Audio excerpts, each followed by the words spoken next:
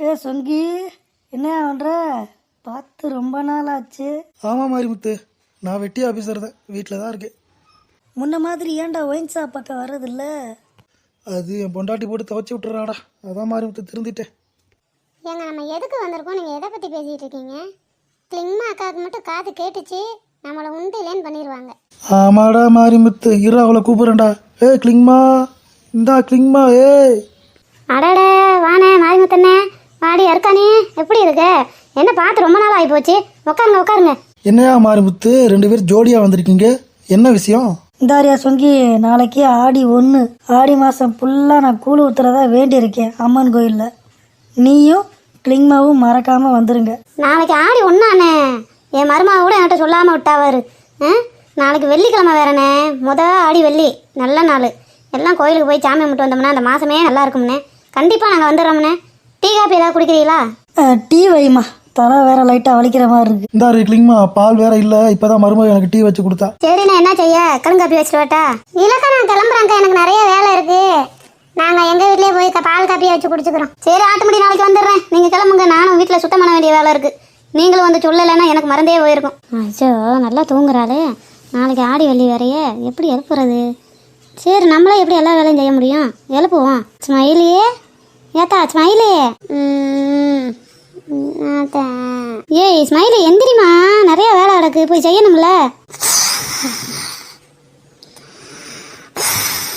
என்ன கத்திக்கிருக்கேன், வெந்திரிக்கிறாளாண்டு இவளை உனைய. என்னட்ட என்ன என்ன சொல்லுங்க. ஏன்டி, ஒரு பொம்பளை பிள்ளை பகல்ல இப்படி தான் தூங்குறதா? வீடு வழங்குமா? ஏன்ட்டா அதுக்காக இப்படி தான் எழுப்பி விடுவீங்களா? கொஞ்சமாவது உங்களுக்கு மனச்சாட்சி இல்லை? பகலில் படுத்து தூங்கிட்டு இருந்தா எனக்கு உடம்பு சரியில்லைன்னு அர்த்தம்.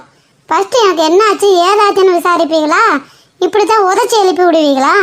நான் நல்லா தான் உன்னை எழுப்புனேன், நீ தான் எந்திரிக்க மாட்டேன்ட்ட. அப்புறம் எனக்கு வேறு வழி தெரியல, அப்படித்தானே எழுப்பி ஆகணும். நாளைக்கு நீங்கள் தூங்குவீங்கள, சுடுதண்ணியை காய்ச்சி மூஞ்சில் ஊற்றி விடுறேன், அப்போ தெரியும் உங்களுக்கு. என்னடியே வாய் ரொம்ப நீளுது, இழுத்து வச்சு அறுத்து விட்டுருவேன் பார்த்துக்க. சி, இந்த வீட்டில் கொஞ்ச நேரம் நிம்மதியாக கூட தூங்க முடியல. மனுஷ பைய வாழ்கிற வீடா இது? ஆமாடி, நீ சொல்கிறது கரெக்டு தான். நீ இருக்க ரூமை பாரு, என்ன லட்சணமயிரா வச்சிருக்கேன்னு. அழுக்கு துணியை பூரா இப்படி தான் தொங்க விடுறதாடி. நாளைக்கு ஆடி வெள்ளி வேற, வீடை சுத்தம் பண்ண வேணாமா? இப்படி அழுக்க பூரா தொங்க விட்டுக்கிட்டுதுன்னா எப்படி லட்சுமி உள்ளே வரும்? என்னால் முடிஞ்சாதான் நான் வேலை செய்ய முடியும். உங்களுக்கு சுத்தமாக இருக்கணும்னு ஆசைப்பட்டீங்கன்னா நீங்கள் வேணும் எல்லாத்தையும் எடுத்து போய் துவைங்க. இங்கே வாரு, நாளைக்கு எல்லாரும் கோயிலுக்கு போகணும். மரியாதை அந்த துணியெல்லாம் துவைச்சு போட்டு இந்த ரூமை க்ளீனாக வைக்கல, மரியாதை கெட்டு போயிடும். அம்புட்டு தான் சொல்லுவேன். ஆமாம், இந்த குந்தானுக்கு வேறு வேலை இல்லை, ஏதாவது ஒன்று நொய்யின்னு. இவ்வளோ ஃபஸ்ட்டு விஷத்தை வச்சு கொண்டாத்தான் சரி வரும் போல். காலையிலேருந்து வேலை செஞ்சு ஒரே டயர்டாக இருக்குது, தலையும் வலிக்குது. ஒரு டீயை வச்சு குடித்தாதான் சரி வரும். ஐயோ ஆத்து, இந்த வீட்டு அழிக்க தான் வந்திருக்கா இவ. நம்ம என்ன சொன்னாலும் கேட்க மாட்டேறா, இவளை என்னதான் செய்ய? இந்தாடி ஸ்மைலி, இங்கே வாடி, கிச்சனுக்கு வாடி. நீங்கள் என்னத்த எதுக்கு கூப்பிட்டீங்க? ஏடி மானகிட்டவளே, நான் பேசுகிறது எதுவுமே நீ கேட்கக்கூடாதுங்கிற முடிவுலேயே இருக்கியாடி? எதுக்கு இந்த அநியாயம் பண்ணி வச்சிருக்க வீட்டுக்குள்ளே? காலையிலேருந்து நான் எம்முட்டு வேலை இழுத்து போட்டு செஞ்சுக்கிறேன்னு உனக்கு தெரியுமா? உனைய மாதிரி நான் மல்லாந்தா கிடந்தேன். துணி துவைக்கிறதில்ல, வீடு கூட்டுறதில்ல, வீடு துடைக்கிறதில்ல, பாத்திரம் கழுவுறதில்ல. ஏண்டி ஆடி வெள்ளி அதுமா என்னடி கறியை வாங்கிட்டு வந்து வச்சிருக்க, முட்டை வேக வச்சிருக்க? யாரை கேட்டுடி இதெல்லாம் செய்கிற நீ? உனக்கு ஆறு இந்த உரிமையை கொடுத்தா? என்னத்த நானும் காலையிலேருந்து பார்த்துட்டு இருக்கேன், ரொம்ப ஓவராக தான் பேசிகிட்டு இருக்கீங்க. ஏன் எதாக இருந்தாலும் உங்ககிட்ட கேட்டு தான் நான் செய்யணுமா? நான் தின்னாலும் பேண்டாலும் உங்ககிட்ட சொல்லிட்டு தான் செய்யணுமா எல்லாம்? என்ன நினைச்சிட்டு இருக்கீங்க? இந்த வீட்டில் எனக்குன்னு என்ன மரியாதை இருக்கு? இன்னைக்கு எங்கள் அம்மா, எங்கள் அப்பா, என் குடும்பத்தில் இருக்க எல்லாரும் வாரேன்னு சொன்னாங்க. அதுக்கு தான் கறியும் முட்டையை எடுத்து செஞ்சிட்டு இருக்கேன். இதில் என்ன தப்பு இருக்கு? நான் காலையில உன் பெட்ரூமுக்கு வந்து என்னடி சொன்னேன்? பூராத்தையும் அலசி போடு, நாளைக்கு கோயிலுக்கு போகிறோம் அப்படின்னு சொன்னா இல்லையாடி? நாளைக்கு ஆடி வெள்ளிடி, இந்த வேலை பண்ணி வச்சிருக்க.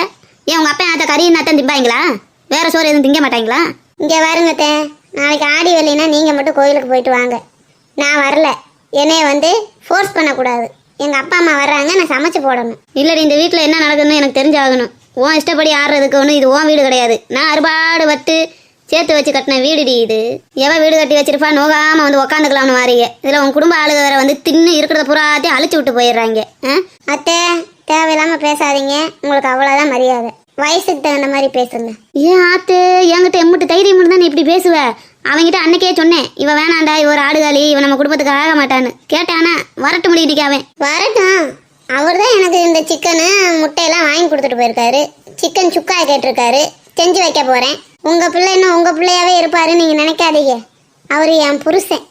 உன் புருஷன் என்ன வானத்தில் இருந்தா விழுந்தியா? நான் 10 மாதம் செம்மந்த பெத்த வண்டி. என் வார்த்தை ஒரு வார்த்தையை கூட அவன் மதிக்க மாட்டானா? வரட்டு முடி இன்னைக்கு.